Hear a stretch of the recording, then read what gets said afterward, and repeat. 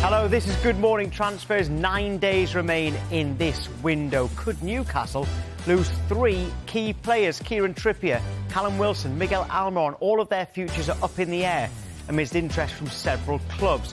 Who will leave? West Ham want to sign Calvin Phillips. It appears they're getting close to signing the England midfielder. Mauricio Pochettino refused to discuss the future of Armando Broja.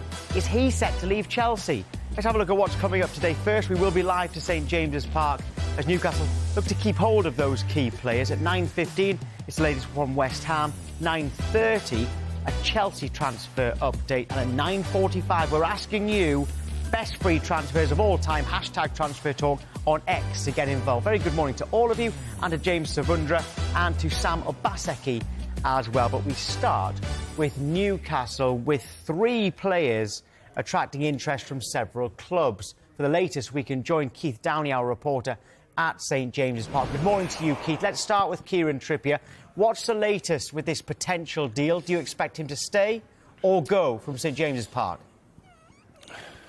Yeah, Tom, I mean, this one hasn't really moved too much since the weekend when we brought you the news that Newcastle had rejected an offer, an approach from Bayern Munich for their vice-captain, their England international right back. Look, I think Kieran Trippier, without doubt, was flattered by the move, and we reported at the weekend that he was open to hear what they had to say. But I think when Newcastle realised what Bayern Munich were offering in terms of either a permanent transfer or a loan deal, they realised that this was a deal, a sale that they did not want to do, and Trippier is most likely, I would expect, to remain a Newcastle United player certainly until the summer. Eddie Howe wants to keep one of his talisman. He was, of course, the player that he first signed for the club after the takeover in October 2021, and he's been key to what Newcastle have done in these last 2 years. So look, I think Trippier was flattered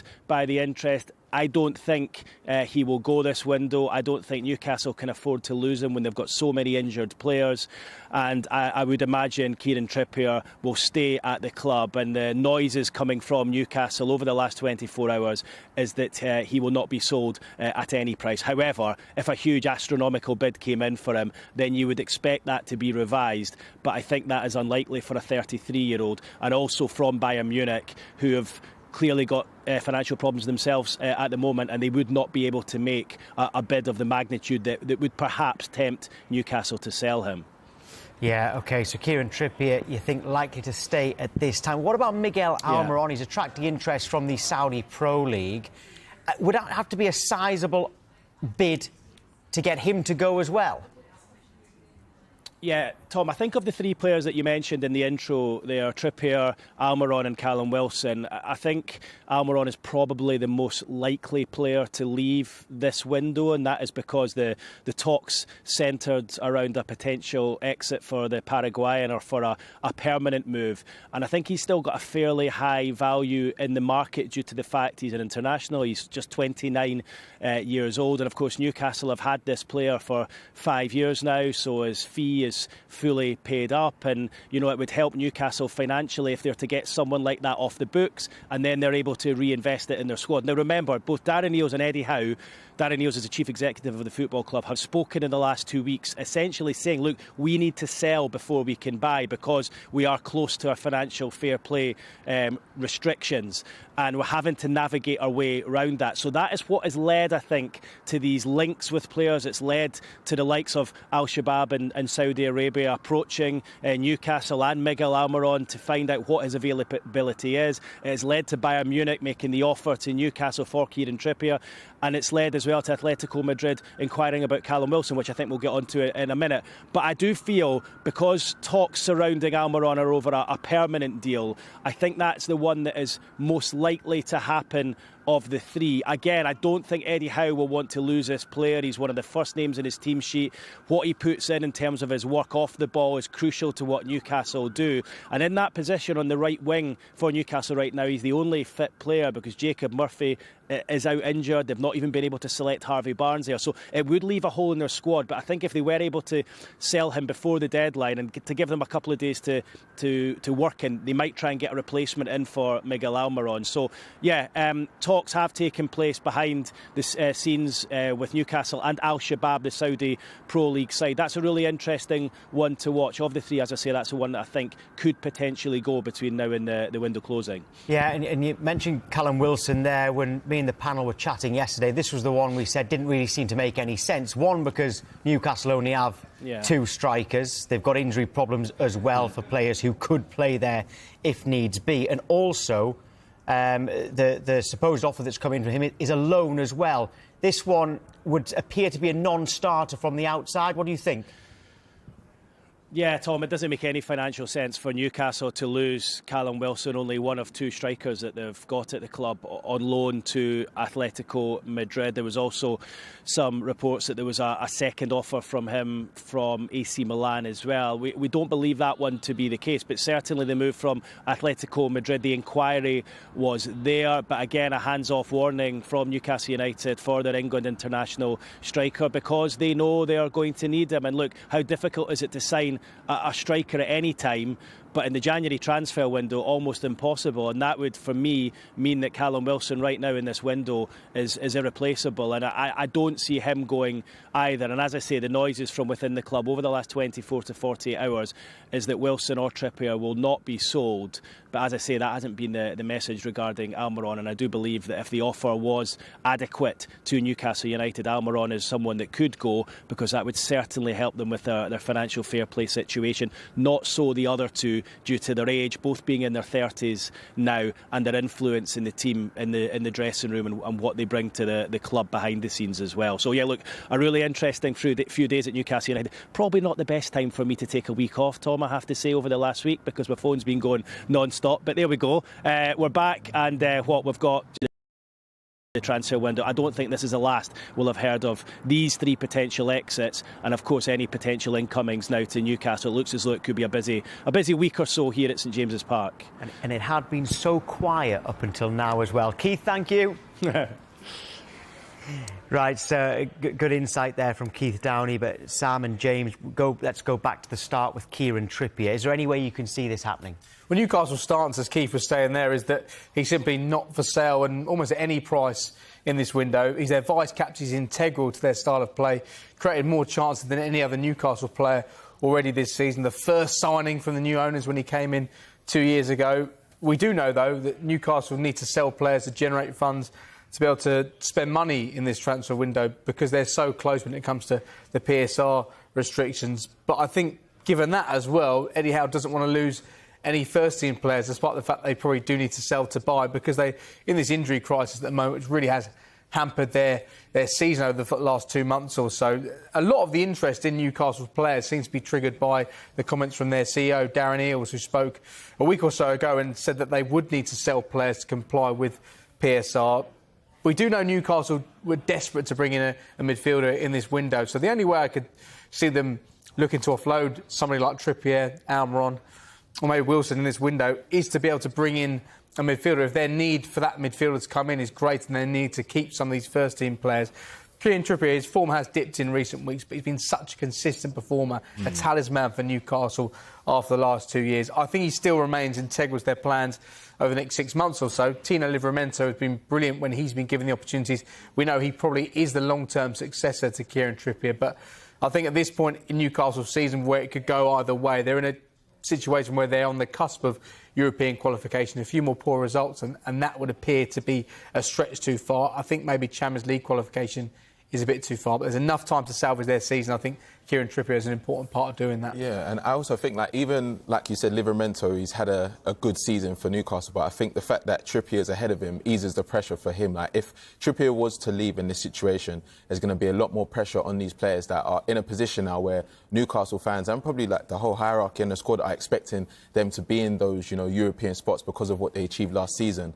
And I think because of how integral he was to how they got that Champions League spot, and even this season, yes, like you said, the last few weeks he hasn't been in the form that we're used to, but that's because he set his standard so high at his age as well. And I think if they were to lose a player like him in this current position, it'll be very difficult. It almost look like they've taken a step back in a certain sense, because when they signed him, he was like the start of a new Newcastle side that everyone was like, okay, what does this look like? like getting Trippier, an England right back. He's still performing where he was playing. He's come in and he's hit the ground running. This season, he's still got 8 assists. You know, we're talking about he's dipping form, but he's still got a great right foot. He's still a leader in that squad. So, yeah, I don't see it happening. And if it did, I think it would affect the team more, not just on the pitch, but also off it. But does it surprise you that it's our understanding Trippier is actually open to this move? Obviously not agitating. He's those pictures from yesterday, he's training well, etc. But the fact that he is actually open to leaving Newcastle, how much does that surprise you?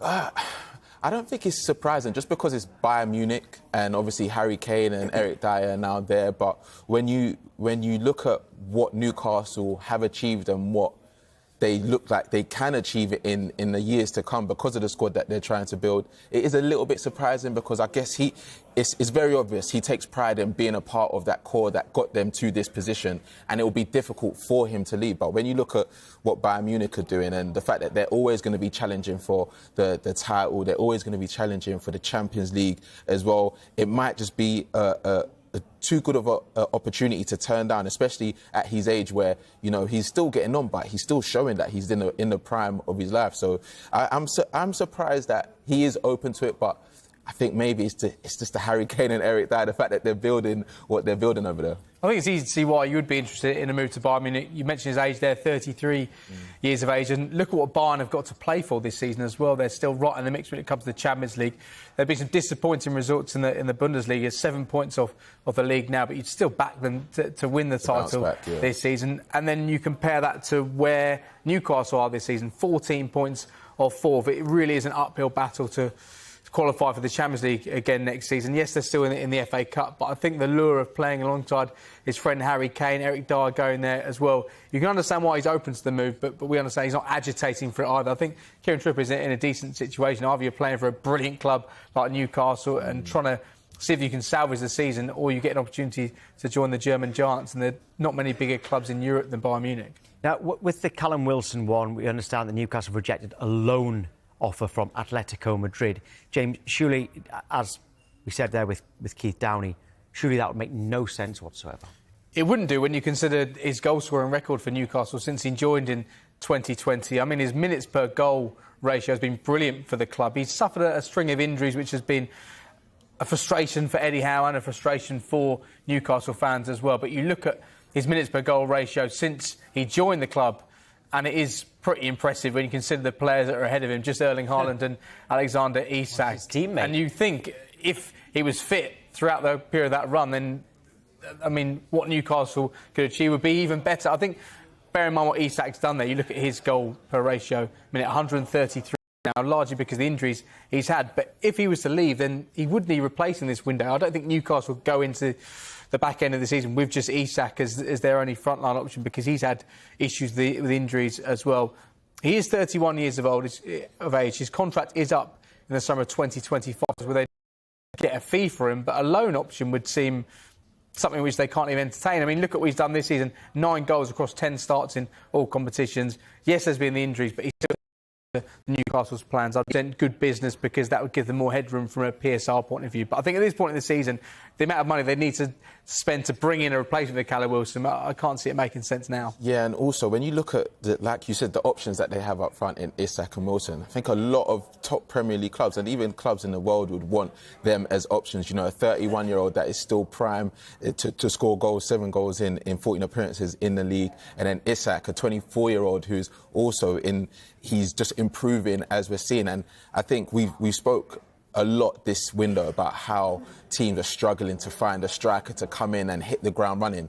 That's a problem Newcastle don't have because of these players. And if they were to lose Wilson in this window, they're going to have to join the other teams that are now looking for strikers to almost come into the team and score goals. So, yeah, I think that position there is a solid position that they have. And if they were to switch it up, then they'll find themselves in more problems. But Keith was saying this next one is more likely. The Saudi Pro League club Al Shabab are interested in signing Miguel Almiron. Sam, how important, first of all, is Almiron to Newcastle? I think it's very obvious when you see how they play and how many times he's played this season. He's the most capped player for Newcastle this season, playing 31 times. He's rarely injured as well. He's got 5 goals and 2 assists. So you could say maybe he with how many times he's played this season, he probably should have a few more goals and a few more assists. But I think what he offers off of the ball is as important to the Newcastle side. The way they press, the way they challenge teams, especially when they've had these games when they've been missing players due to injury and they've been missing strikers. They've had Almiron come in, and regardless of who they're playing, he's going to give 100%. And I think he gives something for the fans to lean on when they're in this kind of rut of injuries and losing games and not being in a good spot. So I think it'll be tough for them to lose him. Yes, like you said, he's probably one of their best assets in terms of his age and the fact that he's a national and, you know, he's been there for 5 years. But in terms of what they're currently doing, I think he's one of their most important players. Yeah, and to clear something up, James, I've seen a lot of people making jokes about how because Newcastle are owned by the same owners that own some of the clubs in Saudi, they think they're just moving funds around the two clubs. Al-Shabaab, not actually owned by PIF. No, they're not. There was a lot of criticism in the summer with Alan St-Maximin. The fee actually much lesser than we thought in the first place. Around £40 million what was discussed, but it ended up being £25 million when Newcastle sold him to Al Ali, both clubs majority owned by PIF. And they were concerned that Newcastle were maybe looking to sell to clubs that were also owned by themselves to try and inflate the transfer fees and maybe disguise an injection of cash to allow them to fit within PSR and allow them to effectively spend more money. Saudi Arabia are not within UEFA, so they're not governed by UEFA rules, whereby if Al Ali were within Europe, then the rules would be slightly different. They wouldn't be able to have the player trading like that. So, no, they are outside the PIF. So it does mean that they can sell him anyway, but it does mean that there's not going to be question marks around a transfer fee because they're not owned by the same people. I think when you look at the players that Newcastle could sell in this window, it makes sense why Almiron is the most likely to be allowed to depart. Joined for around £20 million in February 2019, and when you consider his book value now, it'd be very, very low, probably even £2 or £3 million over the course of how the transfer is. Just explain what book value is, just in case people at home. Yeah, so they might think you're saying he's only worth £2 or £3 million. No, definitely not. Definitely not. So effectively, they signed him for £20 million in February 2019, and the way it works in terms of amortisation over the course of his contract length, it's worked out per year. So over the course of a 5.5-year contract, after each year it'd be worth a certain amount. So after 1 year, £60 million, £12 million, £8 million. And also Newcastle extended his contract. So now his book value is probably less than £5 million.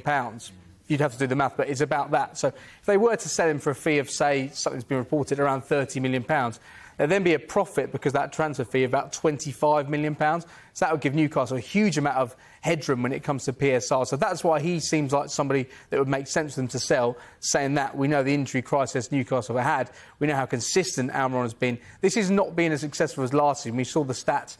10 or 11 goals he scored last season. He's not been as pivotal this year. Anthony Gordon's sort of taken on that mantle, a player who can score from wide areas. But I think they'd be very reluctant to let him go. But it is a transfer that would make sense if they are looking to bring somebody else in this window, which I think they're desperate to do. So rather than it being a profit on what they spent on him, it's actually that book value is worked out very differently. So in terms of those rules, it would be significantly more of a profit. OK, just very quickly, Sam, on this one.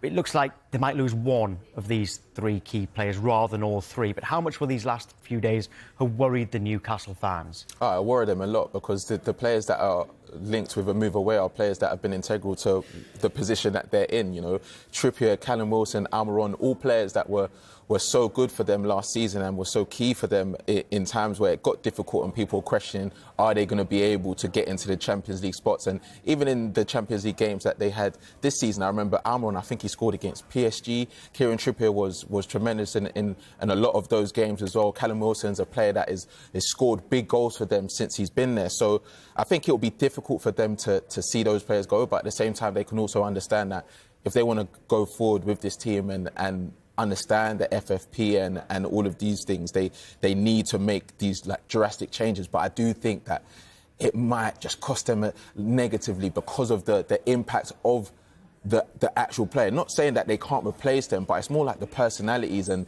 the impact that they have on the team as well. But I guess it's something that has to be done.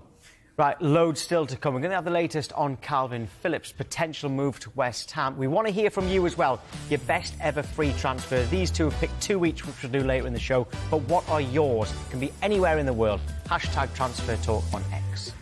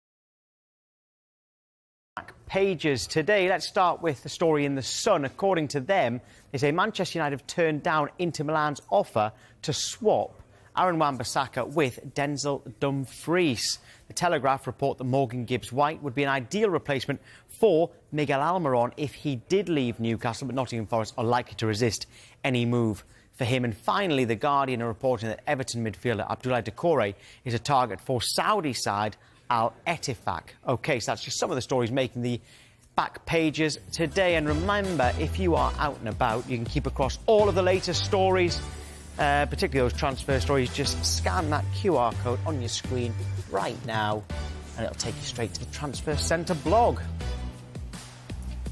Let's get to West Ham now. It could be a busy end to the window for them. They remain in talks with Manchester City to sign midfielder Calvin Phillips. No formal agreement yet, but one source claims they are hopeful of finalising a deal. There are reports this morning suggesting Phillips has agreed the move. That's a story which obviously we are chasing. And James, you're at West Ham on deadline day. Do you think that it does look like Phillips will already be a West Ham player by then? Yeah, he could potentially play in that match as well. They take on Bournemouth on the 1st of February. It does look like they are now the front runners. West Ham have been aware of the interest from other clubs from across Europe and also in the Premier League. Newcastle and Crystal Palace made contact with Man City around the signing. The talks have centred around the loan fee. City want around £7 million and West Ham have been looking to negotiate that down. And with his wages around £135,000 a week, it is quite a huge financial commitment to have a player for the remainder of the season when you consider that loan fee and the wages as well. But David Moyes has been a long-term admirer. Remember, around 18 months ago, he tried to sign him from Leeds.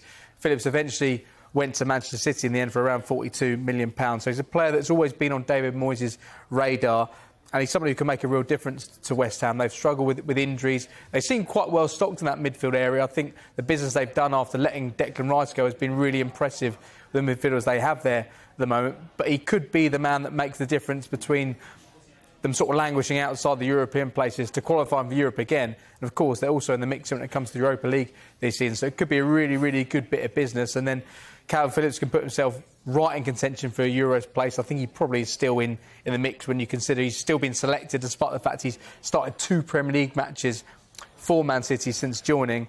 But this could be a great move for all parties. And for Man City, they can try and retain the value of a player who simply doesn't feature in Pep Guardiola's plans. Sam, I mean, any transfer or loan should suit all parties, but that isn't always the case. Is it the case here? Yeah, I think so. I think it's interesting for City because we don't really see players go out on loan, especially at Calvin Phillips' age. But I think the respect that Pep has shown that he has for the player and the fact that he's been very honest and open about him not fitting into the squad and the style of play that they want to play. And even when there's been injuries or Rodri has been suspended, you know, Phillips still doesn't get the call up to play in that position. So the fact that he's going to be able to go to a team where, you know, like you said, they are stocked in that position. I think James Ward-Prowse and Souček have played over 30 appearances this season, but when you look at them still being in Europe, still wanting to challenge for those European spots in the Premier League, which is going to look like a big task this season, you need those players that can come in and make that significant change in the squad and almost keep the standard. And I think where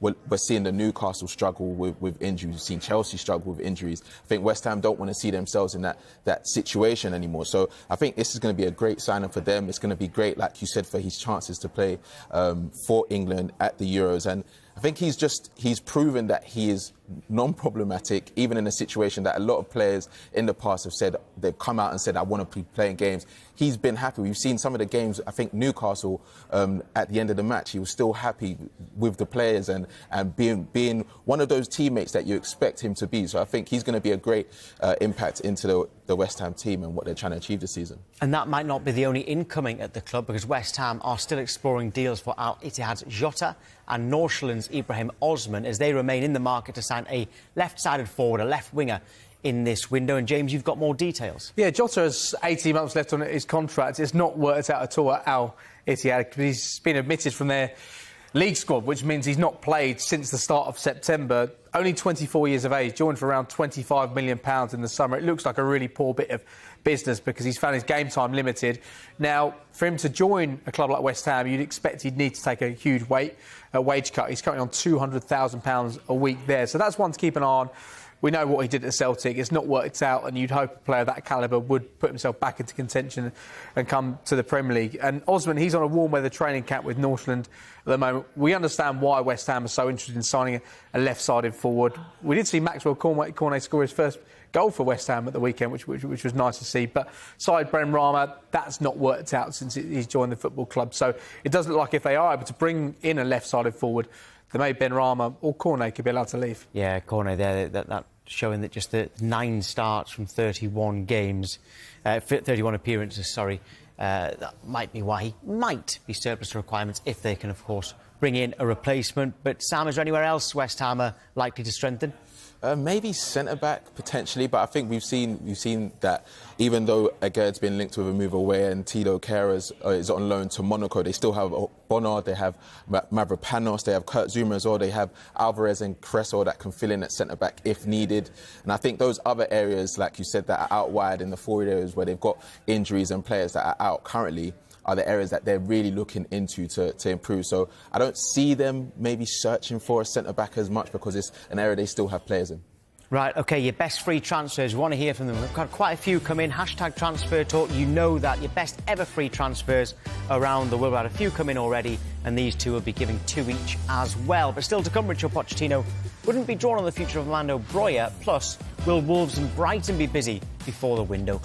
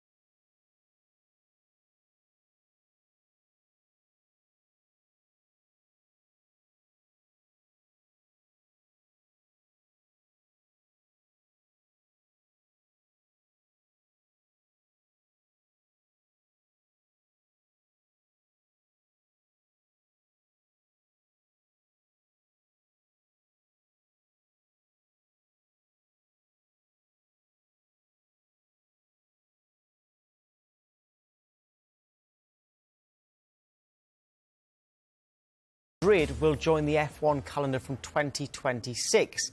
Now, a new semi-permanent circuit will be created near the city's convention centre and airport. The last time the Spanish capital hosted a Grand Prix was in 1981. It does, though, leave Barcelona's F1 future under discussion.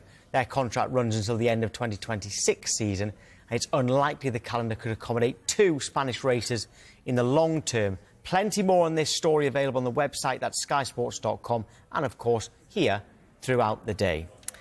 But back to transfers now. The Chelsea head coach Mauricio Pochettino says he has no update on Armando Broja's potential departure from the club, and that incomings and outgoings are both quiet at the moment. At the moment, no news. At the moment we cannot update in any way. I think it's also quiet, and I think it's a good thing because we are working really well, and we're not surprised at the moment. Will you make any signings this month? No update. We cannot update nothing because it's, I think, in the same direction and the same way. You know that you asked me about players that maybe can leave. It's no news about players that can come in. We're going to be asked about Armando Broja and Chelsea in just a moment, but it's got some news just into us, actually, and it comes from Sheffield United, also involves Nottingham Forest as well, because Sheffield United are interested in the defender Joe Worrell. Chris Wilder revealed last week they were close to making 2 new signings. We understand that those are goalkeeper and a centre-back. They're interested in Everton defender Mason Holgate, currently out on loan at Southampton. We were talking about that yesterday, and they're closing in on a goalkeeper as well. However, they are interested in the Forest centre-back, Joe Worrell. So we'll keep an eye on that one. But back to Chelsea now. We've just heard from Mauricio Pochettino. Sam, he was talking about Armando Broja. Didn't really give much away, but do you expect Broja to go? No, I don't see that happening. I think with the fact of he's been starting the last few games and he's played 17 times this season, started 6 times in the Premier League, still only has 2 goals, but I think the fact that he came back from such a big injury, and Pochettino has put a lot of trust in him, and he said that, you know, he believes in the type of player that he can be and how important he can be for Chelsea. I just don't see it happening, especially when, you know, Jackson is at the African Cup of Nations with Senegal, and it looks like the way they're playing, it looks like they're going to go all the way.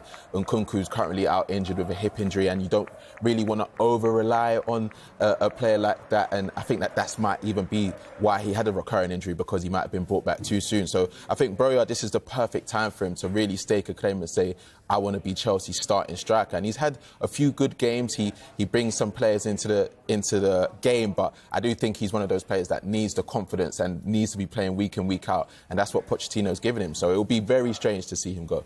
Injuries and AFCON, are they light up front anyway? Yeah, I'd say so, but I think the way Pochettino has been playing, he doesn't mind playing Palmer down the middle as a false nine. We've seen Sterling in that position as well. Palmer especially, he's played that position quite well. Obviously, Washington, 18 years old, has only played, I think, 4 or 5 games this season, is one of the signings for the future for Chelsea. But I think because of the fact that, you know, there's been so many injuries, he's probably played more games than they would have expected. But it is definitely an area that has been a bit light. But we've said in recent shows that when you look at the striker market in this window, it's going to be difficult to get a player that is going to come into the team and hit the ground running, because there's not that many strikers or teams that would let their strikers that are scoring leave to come to either a rival or another league. So, yeah, it's a position that they're probably going to be thinking of, but I don't think there's going to be that much movement of incomings. It's going to be fascinating to see what happens with Armando Broja, because Pochettino has spoken in such glowing terms about him already this season. He said he's one of the most exciting young attacking players there is in Europe, but he also did say at the same time, now is the time for him to step up. Just 2 goals this season. We'll never know just how much the effect of that long-term injury has had on him. It'd be great to see him get an opportunity in this Chelsea first team. I think they've been helped somewhat by Cole Palmer performing and exceeding expectations already. I think everybody knew what a good player he was, but 9 goals since joining shows how impressive he has been. And Nicholas Jackson had a difficult start, but he's got 7 Premier League goals. I know that hat-trick he scored against Spurs, it was one of the most comfortable hat-tricks he could have taken, but that was important for him. You understand why Chelsea would like to offload Broja potentially, because when it comes to financial fair play, profit and sustainability rules, it always seems to come back to that with Chelsea. And if they had to sell a homegrown talent, I think they're looking for a figure around £50 million, which in this market where nobody's willing to spend that sort of money, it seems difficult that he'd leave in this window. Depends how desperate Chelsea are or how desperate they feel they need to be to try and achieve something this season. They've got a chance in the Carabao Cup. They're on a run now in the Premier League as well. But as you were saying, it's such a difficult market to try and sign a striker, especially in January. I think Chelsea are going to have to stick with what they've got and hope that Jackson, Breuer and a combination of the likes of Sterling, Mudryk and Palmer can help lead them to some sort of respectability in the table this season and potentially some glory in the Cup. Well, Cesare Casadei and Diego Moreira have been drafted into the first-team squad, having been recalled from their loan spells at Leicester and Lyon, respectively. And Sam, they're not the only loan players who have returned.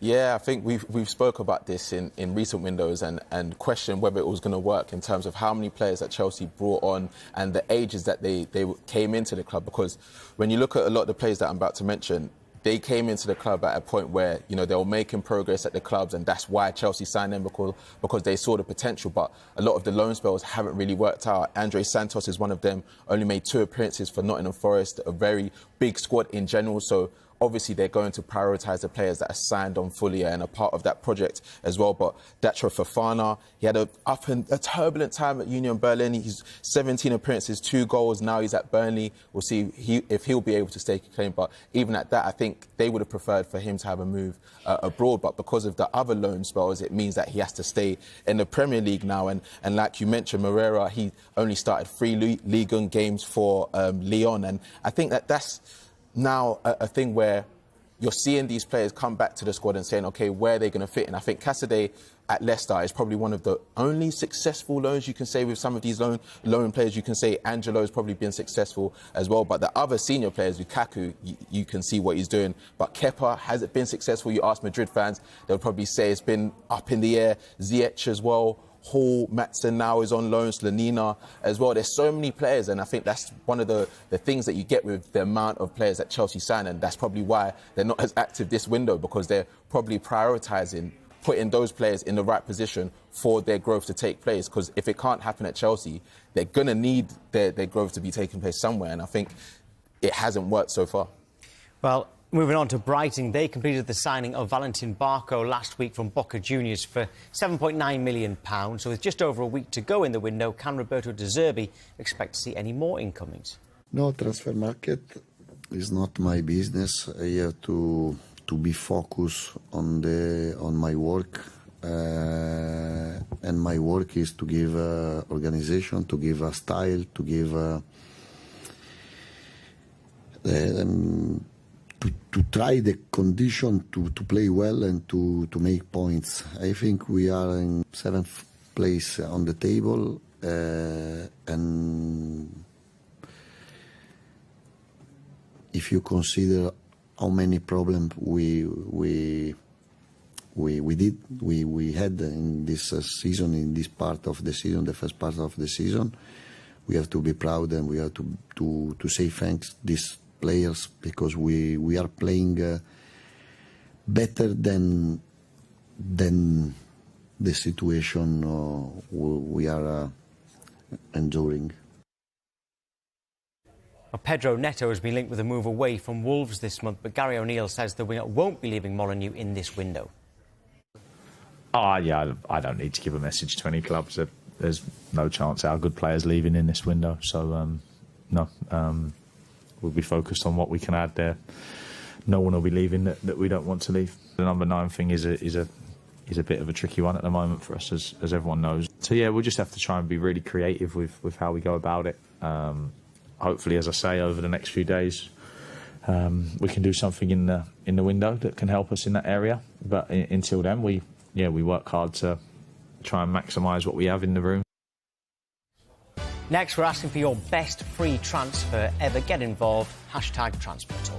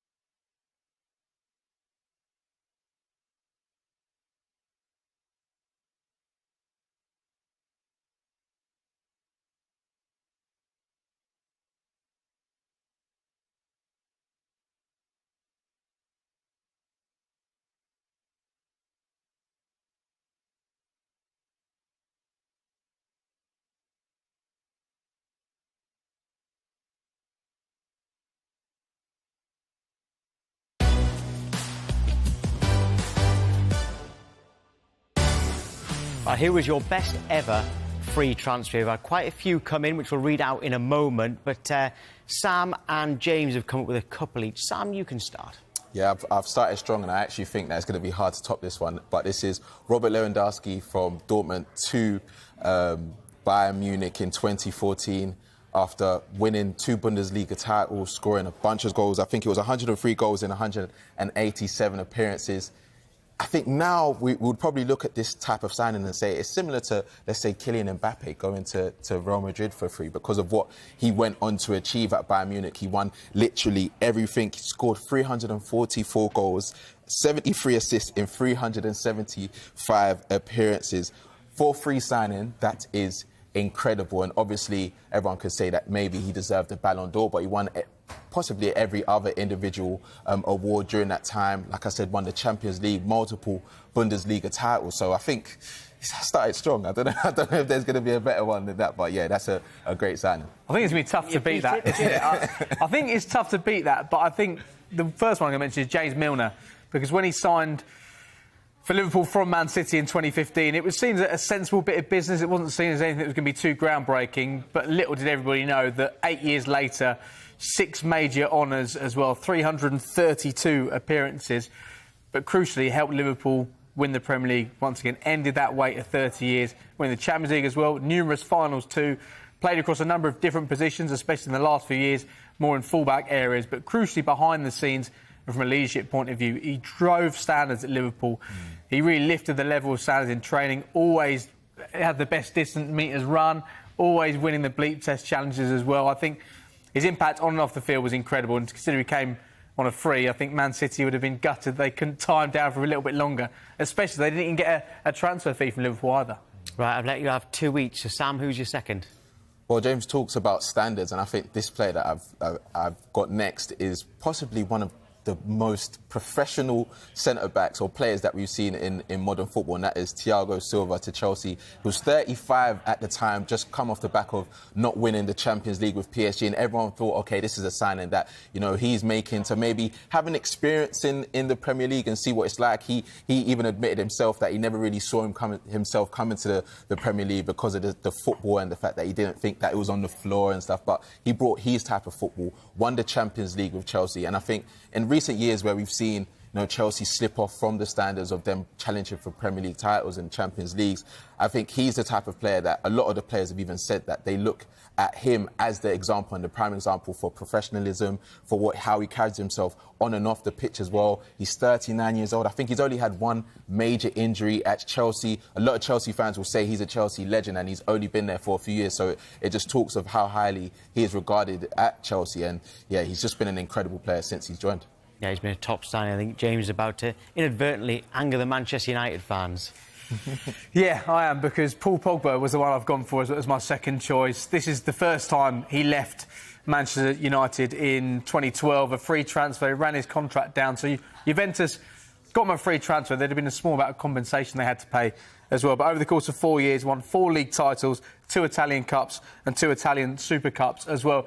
And crucially, the flip side of this free transfer is they got him for free, and then sold him back to Manchester United for a world record £89 million. We know how that worked out at Manchester United. It's not quite worked out the second time for Paul Pogba at Juventus, but that first time there, an incredible 4 years spell, and they recouped £90 million from him as well. So I don't think you get better free transfers than that in terms of impact and in terms of what they were to sell him on from. So maybe slightly better than Robert Lewandowski, but how can you argue with a great man? Well, some people have been trying to top those, by the way. We've had some using transfer talk.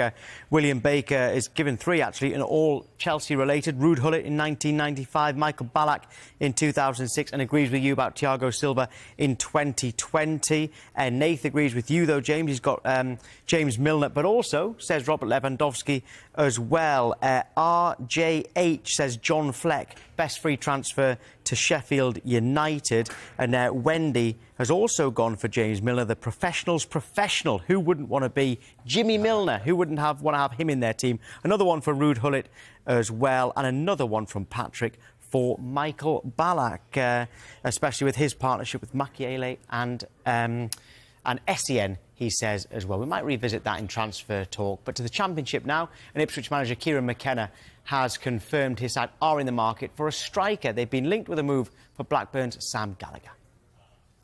Yeah, look, we need to add to that department, there's no doubt about it. We've lost 3 strikers in the January transfer window, 1 loan recall, 1, our starting strikers out for the season, or pretty much, and Freddie's moved on to Charlton, so we need to add to that department, no doubt about it. Yeah, the boys in the group are doing a good job. They're working really, really hard, but the competitiveness of the division, there's no doubt that we're going to need to be as strong as possible for the next 18 games. Some other transfer lines from the Championship now. Middlesbrough standing firm on their valuation of Morgan Rogers. They've rejected 2 bids from Aston Villa. The 21-year-old only joined Middlesbrough last summer from Manchester City for £1 million. Millwall are expected to sign striker Michael Obafemi on loan for the rest of the season, and Leeds are increasingly confident of agreeing a new contract with Wilfred Gnonto. Some other lines now, that was in the EFL, some more involving Championship players now, because the Saudi Arabian club Al Nassr, they want to sign Tottenham's Emerson Royal. There are reports an initial approach has been rejected by Tottenham. AC Milan, they're interested in signing Fulham defender Tosin. He's free to speak to foreign clubs this month about a pre-contract agreement, with his Fulham deal expiring in the summer. All options, though, we are told, remain on the table, including signing a new deal at Fulham. Very quickly, James, what's Fulham's stance? They really want to try and keep him, considering what they've done for him. They signed for £2 million in 2020. He really has established himself now at Fulham, so it'd be a shame to lose him, especially considering they've got the oldest average age squad in all 4 top divisions. So he's a player they want to keep. They're still trying to tie him down to a new deal.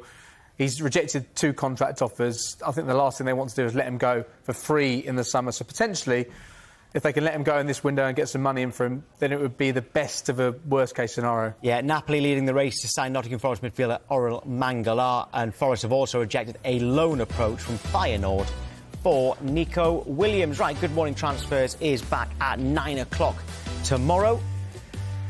There's plenty more to come from the team today, because myself, James, Sam, we're back at midday for Transfer Talk until 1 p.m. and you've got the Transfer Show tonight, 5 p.m.